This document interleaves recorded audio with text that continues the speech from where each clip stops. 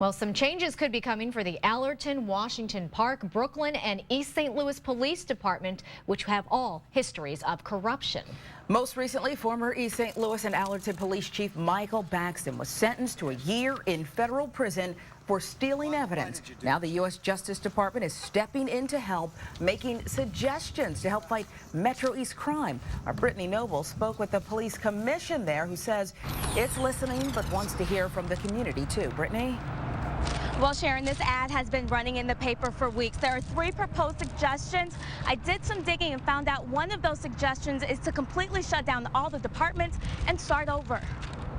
Pastor Kenneth Granger of the New Life Community Church in East St. Louis is ready for a change in the Metro East. I see people driving through East St. Louis, they have a disregard because they know that we don't have the resources, they know we don't have all the manpower we need. But the moment they drive into another community, the music go down, they drive the speed limit, they don't throw stuff out the window. The U.S. Justice Department saw a need for help too. Last year, police say officials studied East St. Louis, Allerton, Washington Park, and Brooklyn. They came down for a week last year, and they went out into the community. They talked to all your social services departments. They talked to all the law enforcement departments, the city, the county, the state, and the federal police departments, and this is what they came up with. The department made 3 suggestions: to keep things the way they are, to share services, or completely shut down, which, according to investigator Calvin Dye Sr., is a very expensive alternative. You got to start all over with everything, with your hiring, your firing, and new officers, and everything else. So it'll be a big job. Dye says what could be more effective is to combine services. That could mean 1 jail and 1 evidence processing center. If everybody's on equal ground, you got a better chance of surviving. Now, no decision is going to be made until after the meeting, so the state's attorney, pastors, the police commission all want you to come out. The meeting is going to be at New Life Community Church. That's in East St. Louis, 7 o'clock on Thursday. Live in East St. Louis, Brittany Noble, News 4. Well, downtown traffic patterns are about to change dramatically. That's right. Beginning tomorrow, crews will divert traffic to Walnut Street coming off the Poplar Street Bridge. Brittany Noble is in Sky Zoom 4, and Brittany, this is going to create some big headaches for a lot of drivers. That's right, Jasmine. Beginning tomorrow at 1 o'clock, you'll be able to exit 44 at the Walnut Street Bridge. This was a one-way with only 3 lanes. Now expect 6 lanes and double the traffic. I barely go out at lunch because it's crazy out here. Diane Bevel works downtown. She's had to adjust her routine as MoDOT worked on Walnut Street. In 45 days, they doubled this road for twice the traffic. Memorial's not going to be that through street anymore that we're all used to using to get into and out of downtown. Those functions are moving up to 4th and Broadway. Starting Friday, drivers can take Walnut in both directions. And in a few more weeks, you'll be able to walk the new sidewalks across the bridge. The essence of this project is really to transform and enhance the arch experience for everyone. So that means creating new, safer access connections between the city and the arch grounds. But improving the area will present major challenges.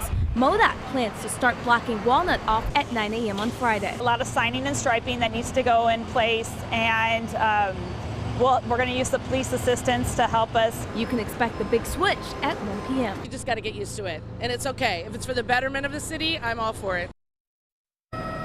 If Walnut gets too congested for you, consider going down 1 more exit to the new Washington Avenue ramp. Live in Sky Zoom 4, Brittany Noble, News 4. The voters made it clear in St. Clair County they do not want to pay more taxes to renovate the jail. That means another round of inmates will be released tomorrow to help ease overcrowding. Brittany Noble spoke with the sheriff, who says voters will likely pay one way or another. And that's right, Jasmine. The sheriff is expecting a visit from the state tomorrow. It's possible that the state could come in and mandate that the jail make changes because of its poor condition, changes that the county had not budgeted for, which could be more costly to the taxpayer. Sheriff Richard Watson says the state has not cracked down on his jail yet, but it's coming. Not only are we overcrowded, but the jail is deteriorating.